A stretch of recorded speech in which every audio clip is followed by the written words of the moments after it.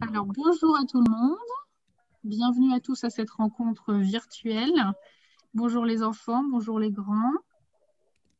Je m'appelle Bonjour. Lisa Faye, bonjour, bonjour. Et j'organise des rencontres avec des spécialistes. Alors, aujourd'hui, nous accueillons Marc-André Sellos, les enfants. C'est un chercheur du Muséum national d'histoire naturelle. Et parmi plein d'autres choses, il est spécialiste des très petits êtres vivants. Donc, il va nous raconter tout ça. Vous pourrez lui poser des questions. Il va sans doute vous poser des questions. Je tiens à vous rappeler de parler bien fort quand vous répondez aux questions ou quand vous avez des questions, ou quand la maîtresse vous invite à répéter votre question si ça ne vous gêne pas, parce que vous êtes assez loin de nous. Mais bientôt, le présentiel va reprendre, on pourra se voir en réel. Voilà, ben, sans plus attendre, je vais couper ma caméra et mon son. Je vous laisse faire cette rencontre sur cet écran et je vous retrouve à la fin de la séance. Vous me dites quand vous arrivez à la fin. Bonne séance, à tout de Ça suite. marche. À tout de suite. Bon, ben bonjour, je ne sais pas si vous m'entendez bien, c'est bon? Très bien. Alors moi, je travaille au Muséum d'histoire naturelle. Je ne sais pas si vous êtes déjà allé au Jardin des plantes. Ouais? Oui, Est-ce là, que vous êtes déjà venu ils voir sont les allés. dinosaures aussi? Oui? Les dix- Bon, et ben en fait, c'est là que je travaille. Parce qu'il y a aussi des bureaux et moi, je travaille sur ce qu'on appelle les microbes. Alors, vous avez entendu parler des microbes déjà? Qu'est-ce que ça fait, les microbes? Alors, Job. Ça nous compagnie, ça fait qu'on a des microbes, ça a plus ou peut-être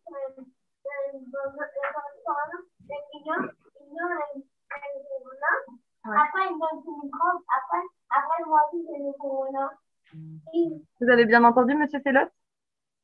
Oui, oui, absolument. J'ai entendu. Alors, enfin, j'ai pas très très bien entendu quand même le détail. C'est ça, c'est quand on se donne des maladies, c'est ça? Oui. Oui, oui. Alors effectivement, c'est ça en partie. Euh, Quand on a un rhume, par exemple, c'est parce qu'on a des microbes qui se développent dans le nez et puis après, quand ils disparaissent, le rhume, il est fini. D'accord? Le problème, c'est que les microbes, ils font pas que ça. Il y a quelqu'un qui veut parler. Alors, eh bien, en fait, les microbes,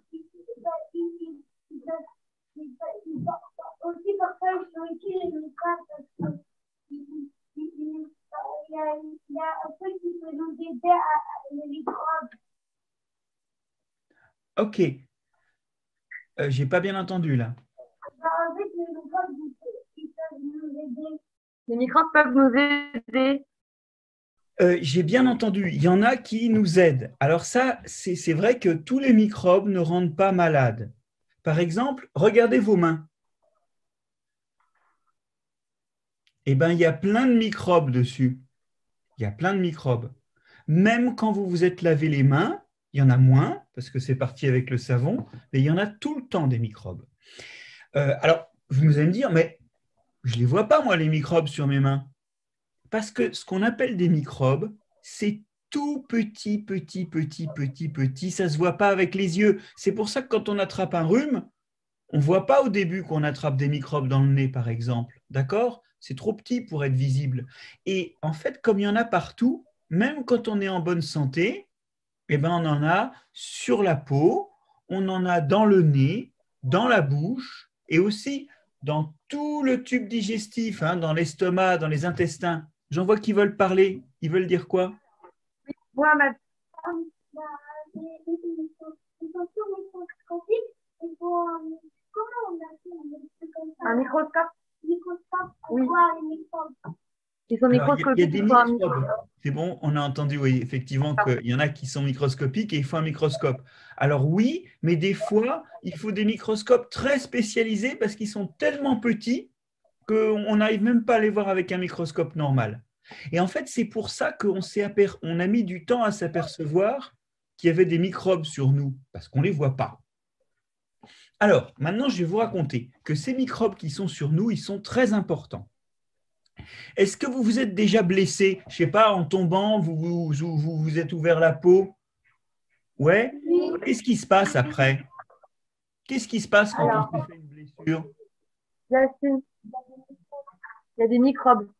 Alors, il y a des microbes qui peuvent entrer, d'accord? Mais si tout se passe bien, il y a une croûte qui se fait, et puis après, qu'est-ce qui se passe? Non, ça, Elle se referme parce que moi, je me suis déjà fait une croûte 2 fois. d'accord. Elle se referme. Ouais, elle se referme, et quand la croûte tombe, dessous, c'est cicatrisé. La peau est redevenue normale. Eh bien, on sait maintenant que les microbes qui sont sur la peau, ils aident à la cicatrisation, c'est-à-dire que, bien sûr, des fois, il y a des microbes qui peuvent rentrer et ça peut faire une infection. Et ça met plus de temps à cicatriser. Mais la plupart du temps, les microbes qui sont sur la peau, ils aident la peau à se refermer. Donc, vous voyez que les microbes de la peau, ils nous aident dans un truc aussi bête que la cicatrisation quand on s'est blessé. Et puis, il y a autre chose. Je vous avais déjà entendu parler de l'eczéma. Ouais? Oui. Il y en a qui lèvent la main, là, ils veulent parler de l'eczéma? Alors, Mohamed, C'est quand, excusez-moi, c'est quand on a plein de boutons comme ça. Rouge. C'est rouge, ça gratte, et puis plus on gratte, plus c'est rouge, plus ça gratte, plus on gratte, plus ça gratte encore. Enfin, c'est un peu l'enfer. Hein. On a une voiture, et quand elle conduit le volant, le soleil en août, il tape sa main. ah oui. C'est-à-dire à la fin de cette main. Ah, oui. Moi, j'ai des plaques de. Voilà, ma plaque rouge. Ouais. Certains élèves ont de l'eczéma ou connaissent des personnes qui ont de l'eczéma. Alors, vous savez, c'est pas bien agréable. Eh bien, on sait aujourd'hui que l'eczéma, c'est quand on n'a pas les bactéries habituelles sur la peau. Quand on a les bactéries, pardon, les microbes, excusez-moi, quand on a les microbes habituels, d'accord, la peau est en bonne santé. Si jamais il y a des espèces différentes qui s'installent et qu'il n'y a pas les bonnes espèces, eh ben, ça fait de l'eczéma. Alors, c'est important parce que ça veut dire qu'on aurait tous de l'eczéma si on n'avait pas tous les bons microbes. Les microbes, ils protègent de l'eczéma parce normalement, ils aident, ils empêchent les microbes qui font l'eczéma de s'installer ou d'être trop nombreux. Et quand on a un problème, par exemple avec la façon dont on se lave ou un problème de santé, on développe de l'eczéma, mais l'eczéma, c'est surtout que les bactéries, les microbes normaux, ils ne sont plus là. Donc, ça veut dire que les microbes normaux, ils empêchent l'eczéma. Vous voyez, en fait, la santé de notre peau, le fait que notre peau soit en bonne santé, qu'elle cicatrise, qu'on n'ait pas d'eczéma, tout ça, eh ben, c'est aidé par les microbes. Je vois une question là. Lilian, Moi, en fait, hier, je suis arrivée à l'école parce que j'étais malade. oui. D'accord. Et Mohamed? En fait, c'est facile. j'avais 2 maladies en même temps. J'avais de la fièvre et j'arrêtais pas de faire des rhumes. Ah, c'est pas forcément 2 maladies, alors c'est des symptômes différents, ça veut dire que d'accord. Et toi, Mohamed, tu voulais dire quoi? Est-ce que, à cause du coronavirus, combien de gens ils sont morts? Combien de personnes sont mortes à cause du coronavirus? Ah, oh bah alors ça dépend. Je crois qu'en France, on a dépassé 100 000 à l'aide. Je crois que c'est ça. Ouais. Et dans le monde entier, on est à plusieurs centaines de milliers de personnes. Mais vous savez, ça veut dire qu'il y a des microbes qui nous rendent malades. Ça, c'est sûr. Mais on n'est pas tout le temps malade. La plupart du temps, on est en bonne santé. Et ce qu'il faut bien comprendre, c'est que les microbes, non seulement il y en a qui font des maladies, mais il y a aussi des microbes qui font ce qu'on appelle la bonne santé. Alors, je vais continuer avec ça. Vous savez que quand vous mangez des aliments, vous les digérez, ok? Et puis après, vous allez faire caca et vous rejetez tout ce que vous n'avez pas digéré. D'accord? Vous mangez tous les jours. Bon. Et ce qui vous aide à utiliser vos aliments, ce qui vous aide à digérer, ce qui vous aide à vous nourrir, c'est que dans votre ventre, il y a de très, très nombreuses espèces de microbes. Il y a plein de microbes. Vous savez quoi? Il y a pratiquement 1 kilo chez un adulte. Chez vous, c'est un peu moins. Il y a pratiquement 1 kilo de microbes dans le ventre. Et ces microbes, ils aident à utiliser les aliments pour grandir, pour faire de l'énergie. Alors, ça, on le sait parce qu'on a élevé des souris. Vous connaissez les souris, hein? Au laboratoire, il y a des gens qui ont élevé des souris sans microbes. Alors, déjà, ces souris, quand on leur fait une blessure, elles cicatrisent mal. Bon, enfin, on ne leur fait pas trop de blessures, hein. Deuxièmement, elles ont des problèmes d'eczéma. L'eczéma de souris, mais leur peau ne va pas bien. Mais surtout, comme elles n'ont pas de microbes dans le ventre, on s'aperçoit qu'elles digèrent très mal. Et il faut qu'elles mangent beaucoup plus qu'une souris normale pour arriver à survivre. Et en plus, il faut leur donner régulièrement des vitamines. Parce que les microbes qu'il y a dans votre tube digestif, qu'il y a dans votre ventre, ces microbes, ils vous aident à digérer et ils fabriquent des vitamines pour vous. En gros, ils contribuent à votre santé. Ouais? Alors maintenant, oui, j'ai une intervention. Non, ouais. Oui, Mohamed. Alors, c'est pas bien de blesser les souris pour rien. C'est pas, pardon? Ce n'est pas bien de blesser les souris pour rien, nous dit Mohamed. Ah oui, non, non, non, non, mais c'est des expériences qu'on fait, puis après, les souris, on les remet à vivre normalement. Mais tu comprends que c'est des expériences qu'on ne peut pas faire sur les gens, et ces expériences, elles nous permettent de comprendre l'importance des microbes, et après de soigner des gens, et les souris aussi. Bon, alors maintenant, j'ai une devinette à vous poser. Et pour ça, je vais inviter quelqu'un. Alors, il va arriver. Vous êtes prêts? Il faut juste que je l'appelle. Ah voilà, il est là.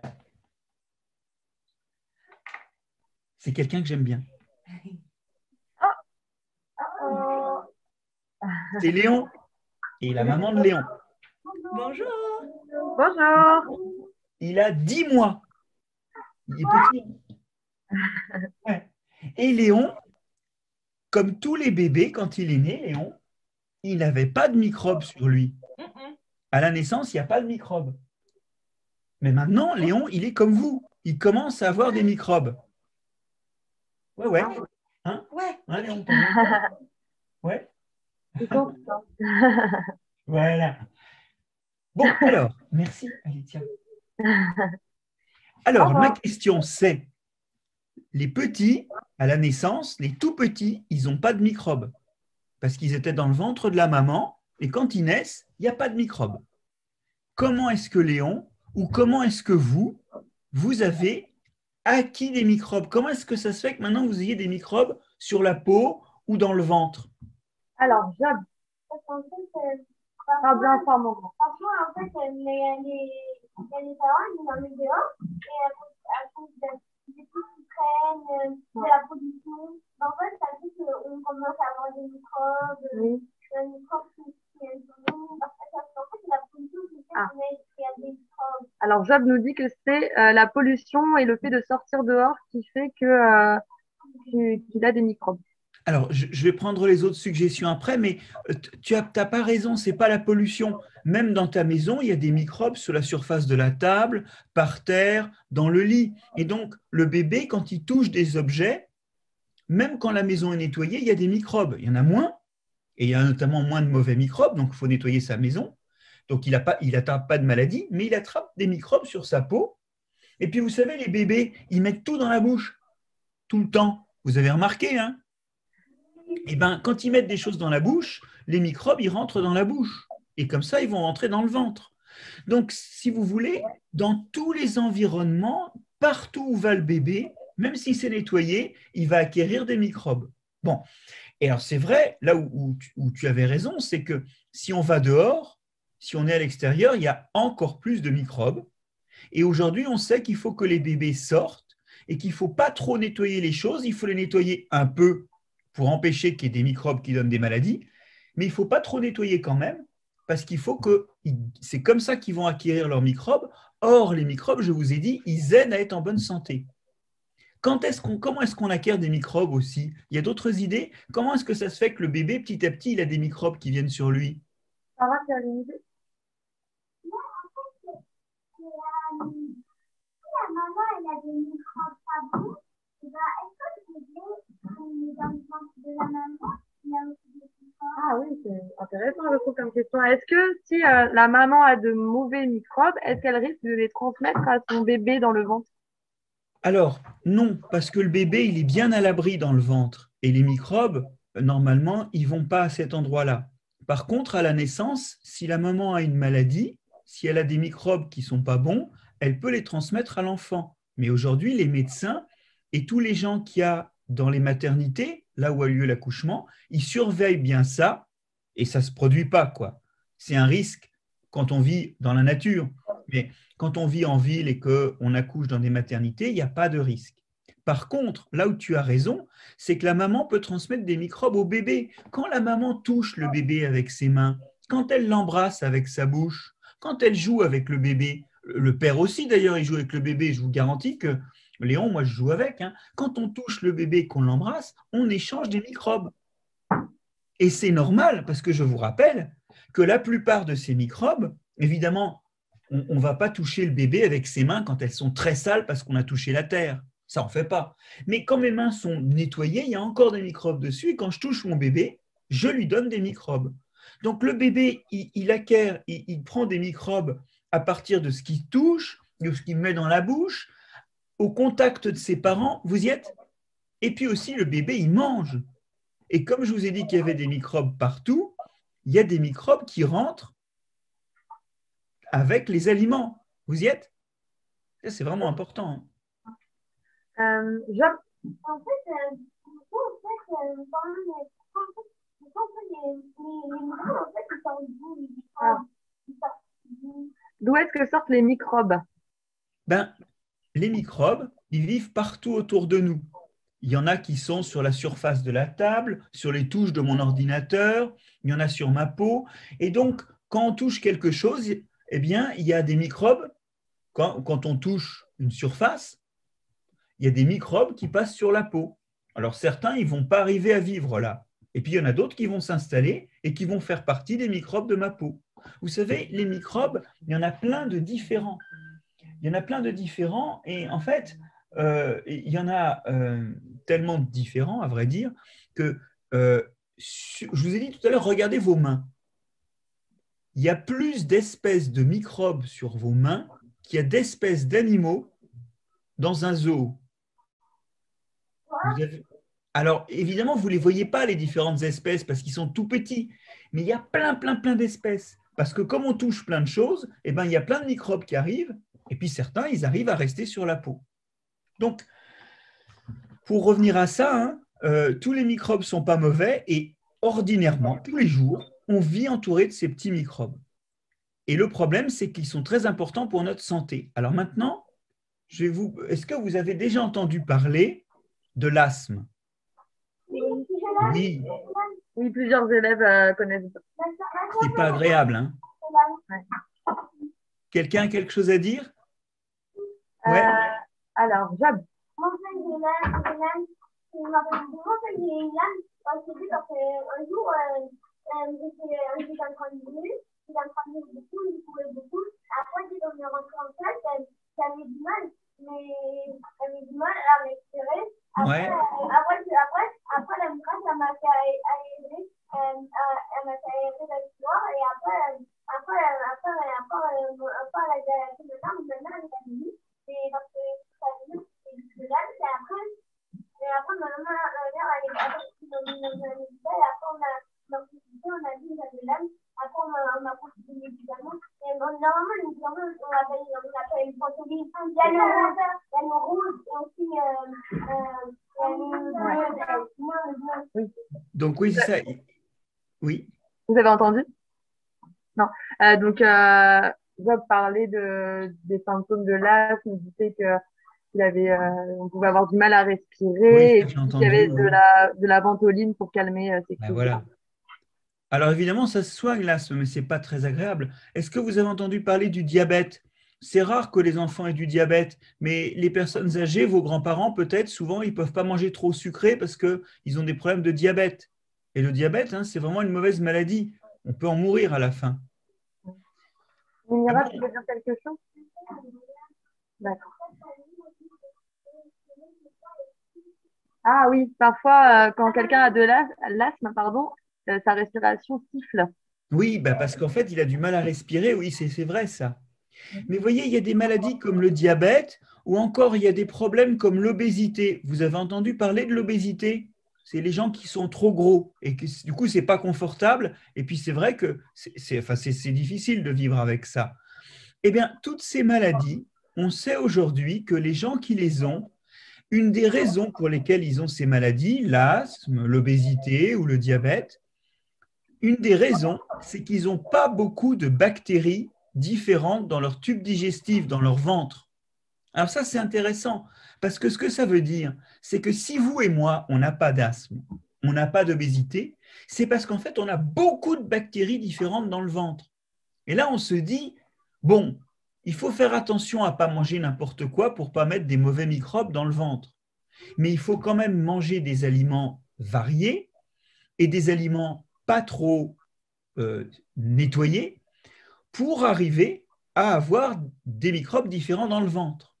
Ça veut dire qu'il ne faut pas hésiter de temps à autre à manger un fruit ou un légume cru qu'on a épluché et rincé à l'eau. Parce que comme ça, il reste quelques microbes. Vous y êtes? Parce qu'il y a tout un tas de maladies qui viennent du fait qu'aujourd'hui, on vit dans un monde trop propre, on mange des aliments qui sont cuits, alors ça tue tous les microbes, on mange en fait d'une façon qui fait qu'on n'a plus de microbes qui rentrent ou plus assez de sortes de microbes qui rentrent dans notre ventre. C'est vraiment important ça. Ça veut dire qu'il faut être propre, mais sans excès. Vadim, tu veux dire quelque chose?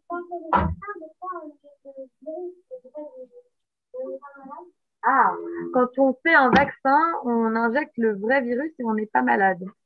Alors oui, mais ce n'est pas le vrai virus. C'est un virus un petit peu abîmé.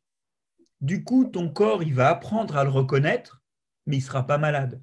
Les vaccins, c'est très, très rare qu'on soit malade. C'est hyper rare.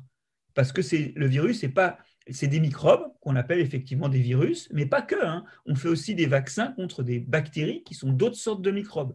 Et il y a des vaccins, effectivement, qui sont basés sur des microbes, mais abîmés. Et comme ils sont abîmés, ben, notre corps apprend à les reconnaître et à les éliminer sans être malade.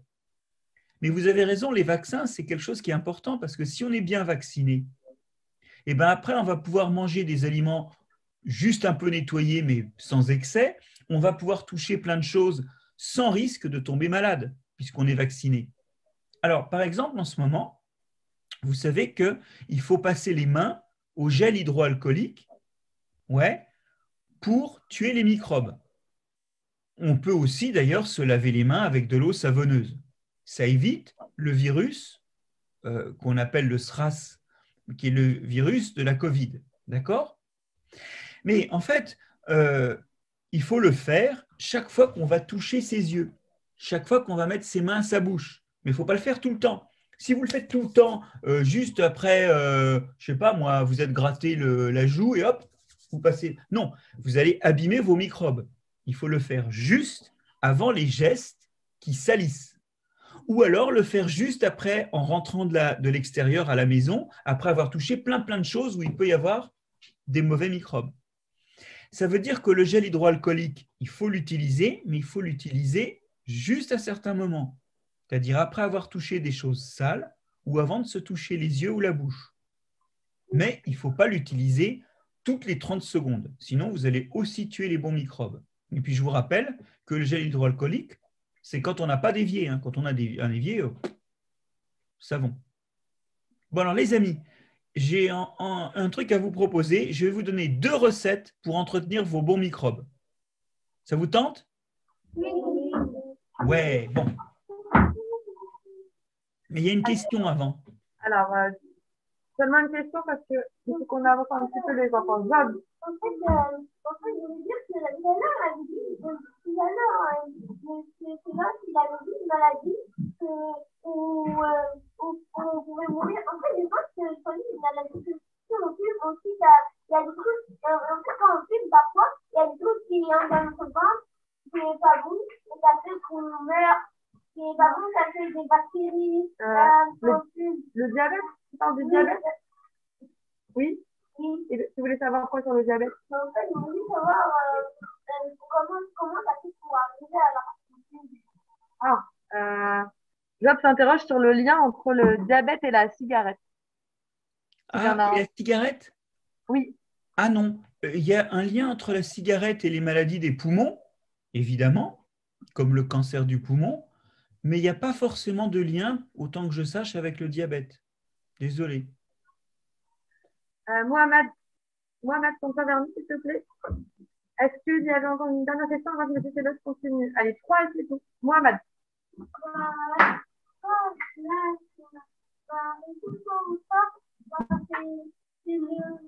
La fumée des voitures et des motos. Oui. Pour allumer la voiture, la fumée qui sort, c'est pas bon. Alors, c'est pas bon pour nous. Pour la santé. C'est ça que c'est là. Mohamed parle du fait que que la fumée, est-ce que la fumée qui sort des voitures peut être mauvais quand on a de l'asthme? Ah oui, bien sûr, oui. Mais ça, c'est le problème ensuite, quand on a les poumons fragiles, on supporte moins quand l'air n'est pas propre. Ouais. Mais ce n'est pas tellement une histoire de microbes, ça. D'accord. Nimira?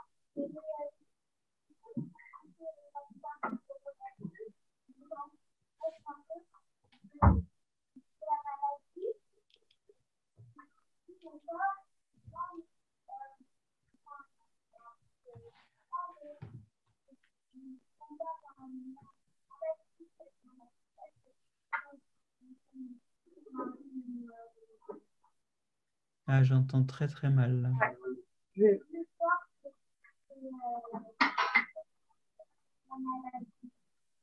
Alors si je comprends bien, donc Nemira parle de la vaccination. Tu me dis, Nemira, si c'est bien ça, et du fait que parfois le virus, c'est le bout de virus qui est injecté, c'est ça? C'est plus fort que quoi?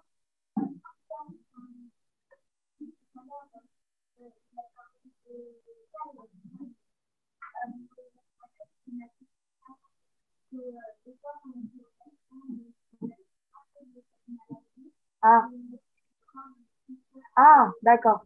Quand on fait le vaccin, donc en fait finalement notre corps est plus fort que cette maladie entre guillemets qui est provoquée. En Est-ce fait, que c'est le cas? Oui. oui, en fait, quand on attrape une maladie, notre corps, il va essayer de détruire le microbe, d'accord? Mais si c'est la première fois que le microbe rentre dans notre corps met du temps à trouver l'intrus. Vous voyez, il met du temps à réagir parce que c'est un peu comme quand on ne connaît pas quelque chose, il faut arriver à comprendre ce que c'est.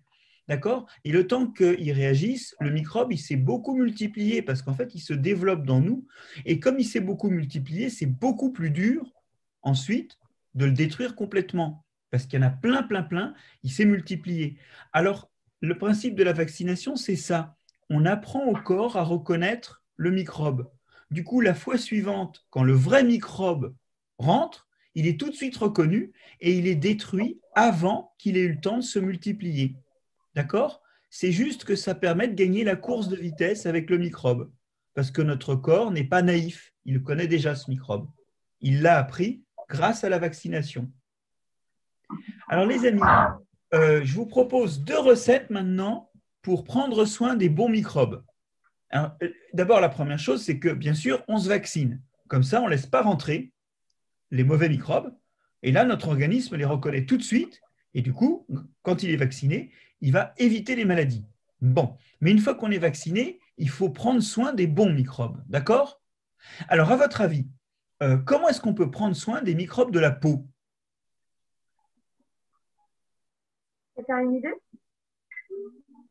Jacques? La peau, en fait, une tension de la peau, quand on roule pas dans la poussière, après si vous roulez dans la poussière, ça va consommer des bactéries dans votre corps. Donc, ne pas se rouler dans la poussière. Oui et non, parce que si tu te roules dans la poussière, ça te fera encore plus de microbes sur la peau.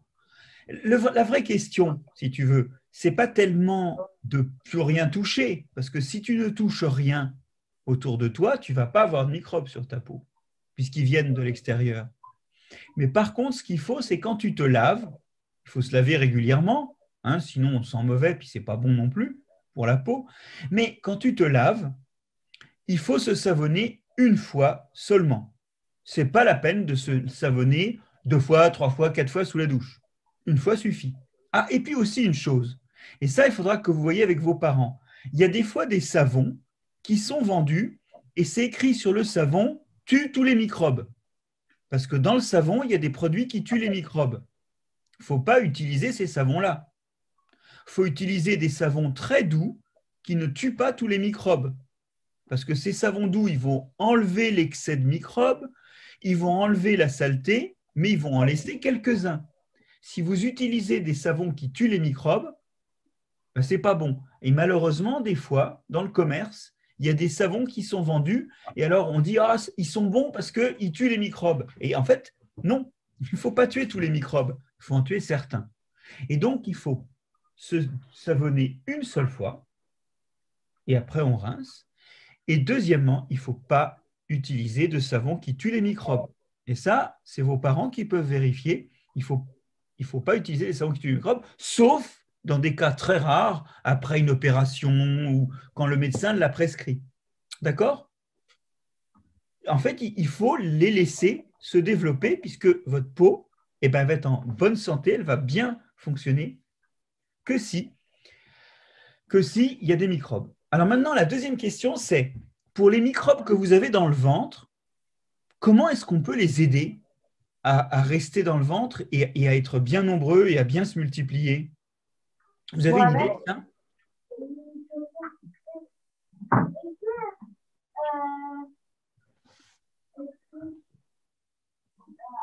En fait, il faut pas vraiment se laver les mains. Il faut pas vraiment se laver les mains beaucoup. Mais là, on parle bien des microbes qui sont dans le ventre. En fait, dans les choses, comme par exemple dans la cabane, en fait, tu grammes quelque chose, ça a des microbes. Alors, Ilian nous dit toucher des choses. Quelqu'un d'autre avec Vadim? J'ai pas entendu. Alors, quoi la suggestion? Ilian nous disait toucher des choses et Vadim nous disait bien manger. Oui, alors en fait, toucher des choses, le problème c'est que oui, mais on ne va pas toucher n'importe quoi. On peut toucher, mais pour la peau. Mais pour ce qu'on met dans le ventre, il faut bien manger. Alors, je vais vous dire une chose. Les microbes qu'on a dans le ventre, ils ne mangent pas exactement la même chose que nous. Et donc, il faut que nous, on mange des aliments qui contiennent ce qui va aider les microbes à se nourrir. Alors, en fait, ce qui aide les microbes à se nourrir, c'est quelque chose qu'on appelle les fibres. Et les fibres, c'est des choses qu'il y a dans les légumes, dans les fruits, dans les produits végétaux, en fait, dans les produits des plantes. D'accord? Dans les haricots verts, dans les choux, dans les pommes, dans les bananes, dans les céréales aussi. Vous savez qu'on mange au petit déjeuner, il y a des fibres.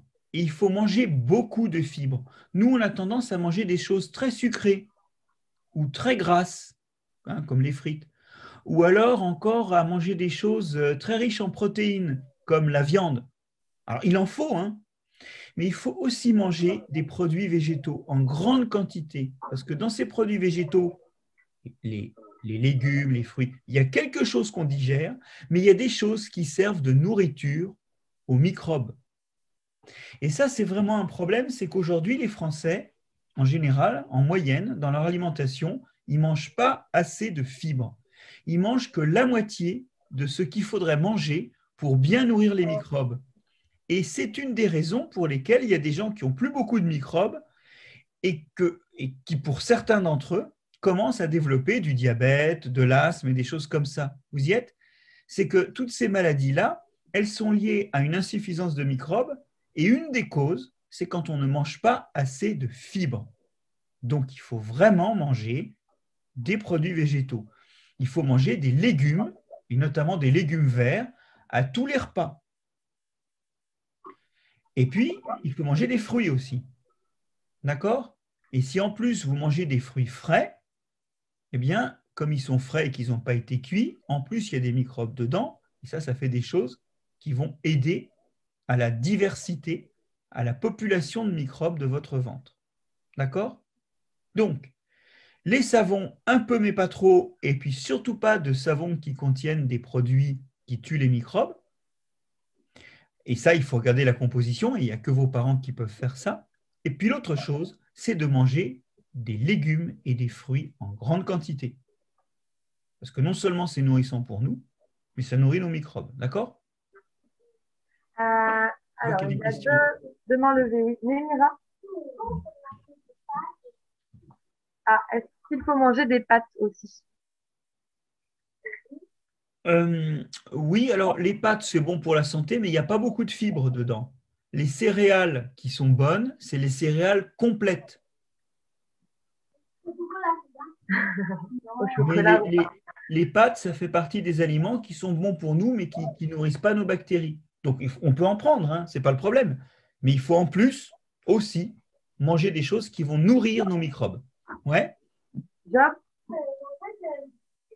Comme il y a des vitamines, il y a des vitamines. En fait, moi, on a un peu les vitamines, comme la qualité, À quoi servent les vitamines? Ah, ben, les vitamines, c'est des choses dont on a besoin en petite quantité. D'accord? Par exemple, il y a une vitamine qui s'appelle la vitamine A qui aide les yeux à voir. C'est utile pour la vision. Bon, d'accord? Donc, tu vois, c'est plein de choses dont on a besoin en toute petite quantité. Et comme on ne sait pas les fabriquer nous-mêmes, il faut qu'on les trouve dans les aliments. Mais il y a une partie des vitamines qui sont non pas dans les aliments, mais fabriquées par nos microbes, pour nous. OK? Du coup, il y a deux sources de vitamines. D'abord, nos aliments, et c'est pour ça qu'il faut manger des choses très différentes, et notamment quelque chose cru, parce que les vitamines, souvent à la cuisson, c'est les produits frais et pas cuits qui contiennent le maximum de vitamines. Encore une raison de manger des fruits, tiens. Donc, d'une part, il faut manger diversifié pour en avoir dans les aliments, puis d'autre part, il faut avoir des microbes dans le ventre en grande quantité qui vont permettre de faire le reste de ces vitamines, puisque nous, on en a besoin, mais on ne les fabrique pas. Merci. Alors, une dernière question, Mohamed? Est-ce que dans le feu, est-ce qu'il y a des bactéries? Ah. Y a-t-il des bactéries dans nos cheveux? Oui, il y en a partout, tu sais. Il y en a vraiment partout. Alors, dans nos cheveux, on a aussi des bactéries. Ce n'est pas les mêmes que sur la peau du front, ce n'est pas les mêmes que sous les aisselles. Elles sont différentes à chaque endroit. Mais oui, on a des bactéries sur les cheveux. Et d'ailleurs, des fois, il y a des gens qui ont des pellicules, des espèces de petites croûtes de peau blanche qui passent dans les cheveux. Et ça, c'est des gens qui ont un problème, qui n'ont pas des microbes assez variés. Et du coup, il y en a quelques-uns qui en profitent pour proliférer parce qu'il n'y a pas les microbes habituels de la peau, des cheveux en bonne santé. Et donc, ces microbes-là qui prolifèrent, eh bien, ils font ce qu'on appelle des pellicules. Et il y en a donc sur la peau, sous les cheveux, et puis il y a aussi des microbes sur les cheveux. Même quand on se shampooine régulièrement, il y en a. Et c'est normal. Il reste encore quelques mains levées. Est-ce que vous avez encore un petit peu de temps? Encore une question, oui. Allez, Oui. une question pour ça. Pourquoi il y a des gens qui ont du mal à digérer certaines choses? Il y a deux raisons. La première raison, ça peut être, et c'est le plus souvent ça, qu'ils n'ont pas les mécanismes qui les aident normalement à digérer. Tu vois? Par exemple, il y a des gens qui, à l'âge adulte, ne peuvent pas boire de lait parce que dans le lait, il y a une chose qu'on appelle le lactose et ils ne le digèrent pas. Du coup, ils ne peuvent pas boire de lait. Bon. Et puis, il y a aussi des choses qui sont digérées par les bactéries du ventre. Et donc, des fois, il y a des gens qui digèrent mal des choses parce qu'ils n'ont pas les bonnes bactéries. Mais je vais te dire une chose.